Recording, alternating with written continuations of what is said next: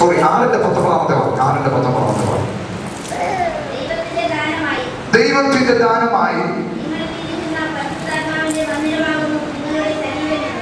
നിങ്ങളിൽ ഇരിക്കുന്ന പരിശുദ്ധാത്മാവിന്റെ മന്ദിരമാകുന്നു നിങ്ങളുടെ ശരീരമെന്നും നിങ്ങളെ വിലയ്ക്ക് വാങ്ങിയിരിക്കുകയാണ്. നിങ്ങൾ താന്താങ്ങൾക്കുള്ളവരല്ല എന്നും അറിയുന്നില്ലയോ? അടുത്ത വാക്യം, ആകയാൽ നിങ്ങളുടെ ശരീരം കൊണ്ട് ദൈവത്തെ മഹത്വപ്പെടുത്തുകയും. കൊരിന്ത്യർ ലേഖനത്തിൽ അതിപ്രധാനമായി പൗലോസ് പ്രതിപാദിക്കുന്ന വിഷയം, നാം ദൈവത്തിന്റെ വകയാണ്. നാം നമുക്കുള്ളവരല്ല, നമ്മളെ വിലയ്ക്ക് വാങ്ങിയത് കൊണ്ട് നാം ദൈവത്തിനുള്ളത്. ഒന്നുകൂടി പറഞ്ഞു കഴിഞ്ഞാൽ, ദൈവത്തിന്റെ വീണ്ടെടുപ്പ് വിലയാകുന്ന അനുഭവം, വീണ്ടെടുപ്പ് വിലയുടെ അനുഭവത്താൽ നമ്മൾ വീണ്ടെടുത്തിരിക്കുന്നത് കൊണ്ട് ഇന്ന് രാത്രികാലം പ്രാർത്ഥിക്കുന്ന ദൈവം ഒരു കാര്യം തിരിച്ചറിയണം, നമ്മുടെ മേൽ ദുഷ്ടന് യാതൊരു അവകാശവും ഇല്ല. ഇന്ന് രാത്രികാലം അതിന്റെ മേൽ ജയാളിയാകുവാൻ വേണ്ടിയാണ് ദൈവം നമ്മളെ തിരിച്ചത്. കരങ്ങൾ ഉയർത്തിക്ക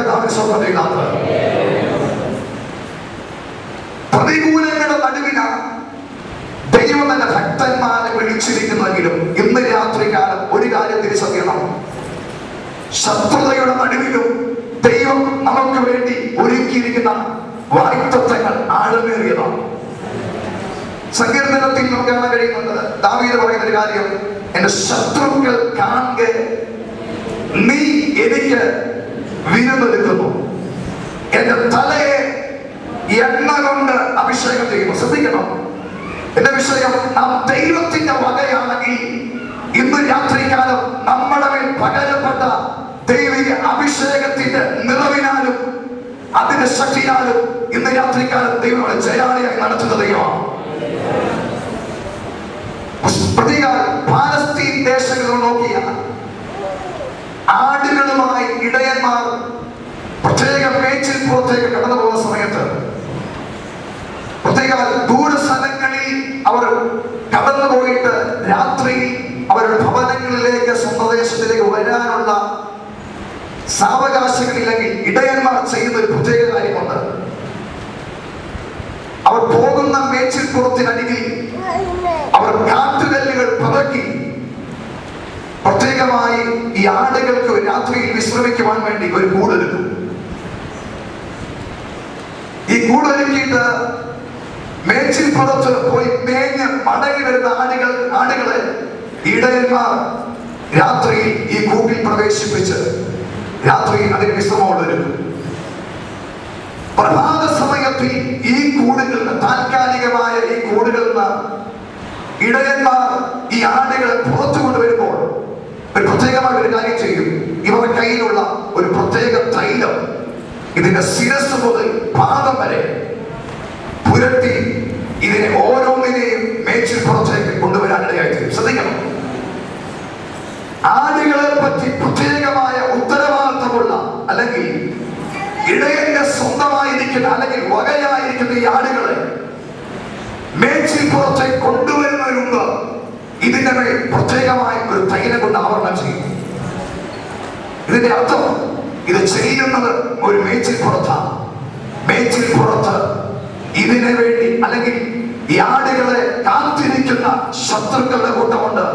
ഇതിന് നടുവിൽ ഒരു ജയം പ്രാപിക്കാൻ വേണ്ടിയാണ് ഈ തൈലം വരുന്നത്. ആടുകളെ ഇടയന്റെ കൈയുടെ വലുതിൽ കൊണ്ടുവന്ന് ഇതിനെ നിർത്തി ശിരസ് മുതൽ പാദം വരെയും ഈ പ്രത്യേക തൈലം നോക്കുന്നതിന്റെ കാര്യം, മേച്ചിൽ പുറങ്ങളിൽ പതിയിരിക്കുന്ന ശത്രുക്കളുടെ ഒരു ജയം നേടുവാൻ വേണ്ടിയാണെങ്കിൽ ഇന്ന് രാത്രികാലം ഞാൻ ദൈവാത്മാവിന്റെ കാര്യം പറയാം, ദൈവത്തിന്റെ അഭിഷേകതയിലും നിന്റെ മേലുണ്ടെങ്കിൽ ഇന്ന് രാത്രികാലം പ്രതികൂലത്തിന്റെ താഴ്വരയിൽ അവനെ ജയാളിയായി നടത്തുന്ന ദൈവമാണ്. സ്വന്തം പ്രതികാരം ശ്രദ്ധിക്കണം. ഇടയന്മാർ ഈ മേച്ചിലേക്ക് മേച്ചിൽ പുറത്തേക്ക് കൊണ്ടുവരുന്ന സമയത്ത് ഈ ആടുകളുടെ മേൽ പ്രത്യേക മൃഗങ്ങളെ ആക്രമിക്കുന്ന പ്രത്യേകമായ ക്ഷുദ്രജീവികൾ ഈ ആടിന്റെ മേൽ പ്രവേശിച്ചു കഴിഞ്ഞാൽ, ഇതിന്റെ രക്തം ഇത് കുടിച്ചു കഴിഞ്ഞാൽ ഈ ആടുകൾ മേച്ചിൽ പുറത്ത് തളർന്നു വീഴുന്നത് കൊണ്ട് ഇത് മനസ്സിലാക്കുന്ന യജമാൻ അല്ലെങ്കിൽ ഇടയൻ ഈ തൈലം പുരട്ടി ഈ ആടിനെ മേച്ചിൽപ്പുറത്തേക്ക് കൊണ്ടുവരും. എന്നാൽ ചില ആടുകൾ ഈ മേച്ചിൽപ്പുറത്തേക്ക് കൊണ്ടുവരുന്നതിന് മുമ്പ് ഇടയന്റെ കൈയുടെ വരുതിയിൽ നിന്ന് ചാടിപ്പോയി, അല്ലെങ്കിൽ ഈ തൈലത്തിന്റെ അഭിഷേകത്താൽ പുരട്ടുന്നതിന് മുമ്പ് ഇത് കയ്യിൽ നിന്ന് ഉതറി ഓടുവാനായിത്തീരുന്നു. ഈ ആടുകൾക്ക് ഒരു പ്രത്യേകതയുണ്ട്, ഇത് ചെന്നപ്പെടുന്നത് ശത്രുവിന്റെ കയ്യിലായിരിക്കും. സ്തോത്രം. ഈ ശുദ്രജീവികൾ ഇതിന്റെ ശരീരത്തിൽ കയറിയാൽ, അല്ലെങ്കിൽ ചെറിയ ചെറുതുകൾ പോലെയുള്ള പ്രാണി ഇതിന്റെ ശരീരത്തിൽ കയറിയാൽ ചില ദിവസങ്ങൾ കഴിയുമ്പോൾ ഇത് പെറ്റുപരുകി ഇതിന്റെ ശരീരം മുഴുവൻ നിറഞ്ഞ് ഇതിനെ ആക്രമിക്കാനിടയായിത്തീരും. ഒന്നുകൂടെ പറഞ്ഞാൽ ഇതിന്റെ രക്തം മുഴുവൻ വാർന്നു കുടിക്കാനിടയായിത്തീരും. മറ്റുള്ള തൈലം പുരട്ടി ആടുകളെല്ലാം മേച്ചിൽപ്പുറത്ത് ഇത് ശക്തിയോടെ മേഞ്ഞുകൊണ്ടിരിക്കുമ്പോൾ ഈ തൈലമില്ലാത്ത ആടുകളെല്ലാം അതല്ല മേച്ചിൽപ്പുറത്താണെങ്കിലും ഇതിന് മേയുവാൻ കഴിയാതെ അത് മാനവിക്കുവാനിടയത്തിന് കാര്യം മേച്ചിലില്ലാതിട്ടല്ല, ഇതിനെ ആക്രമിക്കുന്ന ശത്രുവിന്റെ മേൽ തേമെടുക്കുവാനുള്ള തൈലം ഇതിന്റെ ശരീരത്തിലില്ല. സ്വപ്നയില്ല. ചില ദിവസങ്ങൾക്കകം ഇത് പെറ്റുപെരുകി ശരീരം മുഴുവൻ വ്യാപരിച്ചു കഴിഞ്ഞാൽ ഇതിന് വേണ്ടി മേച്ചിലൊരു വിഷയമല്ല. മേച്ചിൽ പുറത്തും വെള്ളം കുടിക്കുവാൻ തടാകത്തിനടിയിൽ കൊണ്ടു നിർത്തിയാൽ ഈ ആടുകൾ പ്രത്യേകമായി ഈ ശുദ്രജീവികളാൽ ആക്രമിക്കപ്പെടുന്ന ഈ ആടുകൾ ഇതിന്റെ അസ്വസ്ഥത കൊണ്ട് മേച്ചിൽ അനുഭവിക്കാതെ മാറി നിൽക്കും. ഞാൻ ഇന്ന് രാത്രിക്കാലം ആത്മാവിനൊരു നൂല് പറയാം. ദൈവത്തിന്റെ കൃപയുടെ ആവരണം നിന്റെ മേൽ ഉള്ളത് കൊണ്ട് ഇന്ന് രാത്രിയിൽ ദൈവത്തിനെ ജയാളിയായി കൊണ്ടുവരാങ്ങി. ഇന്ന് രാത്രിക്കാലം പരിശുദ്ധാത്മാവിന്റെ ആവരണത്തിന്റെ അനുഭവമുള്ളവർക്ക് അവന് സ്വന്തതയില്ലാത്ത. ഹല്ലേലൂയ. രണ്ടാമതായി ഒരു പ്രത്യേകതയുണ്ട്. മേച്ചിൽപ്പുറത്തുനിന്ന് ഈ ആടുകളെ മടക്കി ഈ കൂട്ടിലേക്ക് തന്നെ കൊണ്ടുവരുന്ന ഇടയൻ മറ്റൊരു കാര്യം കൂടി ചെയ്യും. പകൽ സമയത്ത് ഒഴിഞ്ഞു കിടന്ന കൂട്, അല്ലെങ്കിൽ ഈ കല്ലുകൊണ്ട് കെട്ടിയ ഈ താൽക്കാലികമായ കൂട്, ഇതിനകത്ത് അല്ലെങ്കിൽ ഈ കല്ലുകളുടെ ഇടയിൽ ചില ശുദ്രജീവികൾ അല്ലെങ്കിൽ വിഷപ്പാമ്പുകൾ കയറിയിരിക്കും. രാത്രിയിൽ കയറുന്ന ഈ ആടുകളെ ആക്രമിക്കുവാൻ ഇതറിയാവുന്ന ഇടയിൽ ഒരു കാര്യം ചെയ്യും. ഈ കല്ലുകളുടെ മേൽ അല്ലെങ്കിൽ കല്ലുകളുടെ ഇടയിൽ ഒരു പ്രത്യേകമായ തൈലം അല്ലെങ്കിൽ സ്പ്രേ ചെയ്യുന്ന പോലെ ഇതിന്റെ മേൽ ഈ കല്ലുകളുടെ ഇടയിൽ സ്പ്രേ ചെയ്യുവാനായിട്ട്. കാര്യം ഈ കയറിയിരിക്കുന്ന ദുഷ്ടയാനകൾ ഒരിക്കലും ഈ ആടുകളെ ആക്രമിക്കാനിടയാകരുത്. ഇതിനകത്ത് കയറിയിരിക്കുന്ന ഈ ദുഷ്ടയാനകൾ മേഞ്ഞ് ബലപ്പെട്ട് കടന്നു വരുന്ന ഈ ആടുകളെ ആക്രമിച്ചാൽ ഈ കൂടിനകത്ത് വെച്ച് തന്നെ ഇത് നശിച്ചു പോകാനിടയായിത്തീരും. ഇതറിയാവുന്ന ഇടയൻ ഇതിനകത്ത് ഈ പ്രത്യേക തൈലം നോക്കുമ്പോൾ ഒരു കാര്യം ഞാൻ ആത്മാവിൽ പറയാം.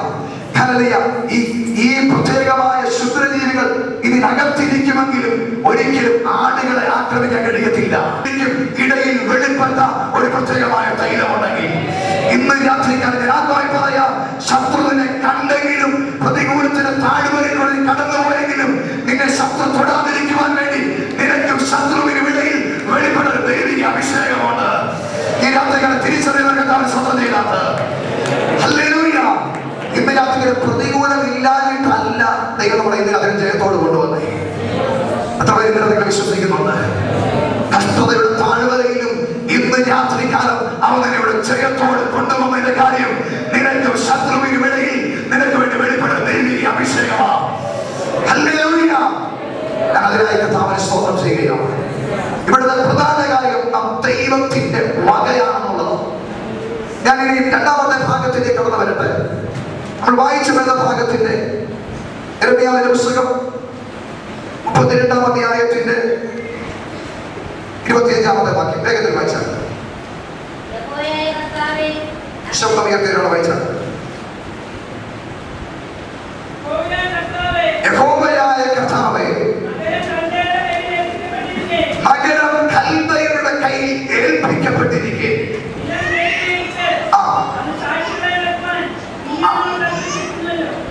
നിലം വിലയ്ക്ക് വാങ്ങിച്ച് അതിന് സാക്ഷികളെ വെക്കുവാൻ നീ എന്നോട് കൽപ്പിച്ചിരിക്കുന്നുവല്ലോ. അടുത്ത വാക്യം.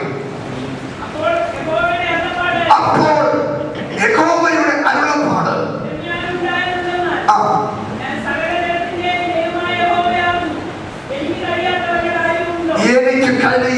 വല്ല കാര്യവുമുണ്ടോ? ശ്രദ്ധിക്കണേ, ഈ ചോദ്യം യിരെമ്യാവ് ദൈവത്തോട് ചോദിക്കും. എന്താ ചോദ്യം? നഗരം കൽദയരുടെ കയ്യിൽ ഏൽപ്പിക്കപ്പെട്ടിരിക്കെ സ്വന്തം നിലം വിലയ്ക്ക് വാങ്ങുവാനും ഇതിന്റെ സാക്ഷികളെ ആക്കുവാനും നീ എന്നോട് പറഞ്ഞുവല്ലോ. ചോദ്യത്തിന്റെ അർത്ഥം, കൽദയരുടെ കയ്യിൽ ദേശം ഏൽപ്പിക്കപ്പെട്ടിരിക്കെ ദൈവത്തിന്റെ വാഗ്ദത്തമാകുന്ന ഈ സ്ഥലം വാങ്ങിക്കാൻ പറഞ്ഞതാണ്. യഹോവയായ ദൈവം ഈ സ്ഥലം കൽദയരുടെ കയ്യിൽ ഏൽപ്പിക്കപ്പെട്ടിരിക്കെ മേടിക്കാൻ പറഞ്ഞ ദൈവമാണ്. പക്ഷെ ഇപ്പോഴും താൻ വില കൊടുത്ത് വാങ്ങിയ സ്ഥലം കൽദയരുടെ കയ്യിലാണ്.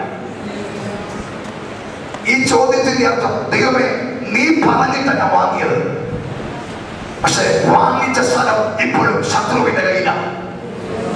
ഒരു സംശയത്തിന്റെ ചോദ്യത്തോടെ നാം ദൈവത്തോട് പറയുമ്പോൾ ദൈവത്തിന്റെ മറുപടി നമുക്ക് ശ്രദ്ധിക്കണം. ഞാൻ സകല ജഡത്തിന് ദൈവമായ യഹോവയാണ്, എനിക്ക് കഴിയാത്ത വല്ല കാര്യമുണ്ടോ? ഒറ്റ കാര്യം ഞാൻ ഇതിനകത്ത് നൂലായിട്ട് പറയാം. യഥാർത്ഥത്തിൽ ചോദ്യത്തിന്റെ അർത്ഥം, വാങ്ങിക്കാൻ പറഞ്ഞ ദൈവം വാങ്ങിച്ചു കഴിഞ്ഞിട്ടും ഇത് ശത്രുവിന്റെ കയ്യിലാണ്. സ്വന്തം പണം നഷ്ടമായത് മിച്ചം വാങ്ങിച്ചത് കൊണ്ടോ ദൈവത്തിന്റെ വാഗ്ദത്തത്തെ അനുസരിച്ചതുകൊണ്ടോ യാതൊരു പ്രയോജനവുമില്ല എന്നുള്ള ചിന്താഗതിയോടെ ചോദ്യം ചോദിച്ചത്. സ്വർഗത്തിന്റെ മറുപടി, നിനക്ക് നഷ്ടമായെന്നുള്ള അനുഭവമല്ല. ഇന്ന് പകരം ഞാൻ സകല ജഡത്തിന്റെ ദൈവമായ യഹോവയാണ്, എനിക്ക് കഴിയാത്ത ഒരു കാര്യവുമില്ല. ഇതിനകത്ത് ഇന്ന് രാത്രി രണ്ട് ഉപദേശമുണ്ട്, ഒരു ദൈവിക ആലോചനയുമുണ്ട്. ഞാൻ വേഗത്തിൽ ഒന്ന് പറഞ്ഞുകൊണ്ടിരിക്കാൻ ആഗ്രഹിക്കുന്നു. ഒന്നാമത്തെ ഉപദേശം, ഇന്ന് രാത്രിക്കാലം ദൈവമക്കൾ തിരിച്ചറിയേണ്ട ഒരു കാര്യം, കർത്താവേ ഈ വിഷയത്തിന് നടുവിൽ എനിക്ക് കഴിവില്ല. ഇന്ന് രാത്രിക്കാലം കഴിവുള്ളത് അങ്ങ് മാത്രമാണ്. വളരെ പ്രാർത്ഥനയുടെ രാത്രികാലമായിരിക്കണം. ഞാൻ ശബ്ദമായി ദൂതിലേക്ക് കടന്നു വരികയാണ്. വളരെ പ്രാർത്ഥനയോടായിരിക്കണം. ഇവിടെ കാണുക ഒന്നാമത്തെ ഉപദേശം, ദൈവമക്കൾ അസാധ്യതയുടെ നടുവിൽ തിരിച്ചറിയേണ്ടതും ദൈവത്തോട് ഇന്ന് രാത്രികാലം ഏറ്റെടുക്കേണ്ടതായ ഒരു തീരുമാനം, കർത്താവേ എനിക്ക് കഴിവില്ല, എന്നാൽ ഇന്ന് രാത്രികാലം അങ്ങ് മഹാശക്തിയുള്ള ദൈവമാണ്. സ്തോത്രം. ഈ രാത്രിയിൽ പ്രാർത്ഥിക്കുന്ന ദൈവമക്കൾ